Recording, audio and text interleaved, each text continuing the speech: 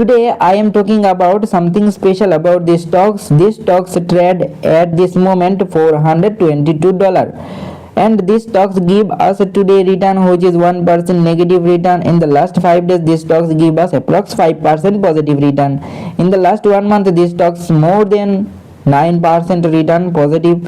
In the last 6 months 23% positive return. That means very good perform doing at this moment.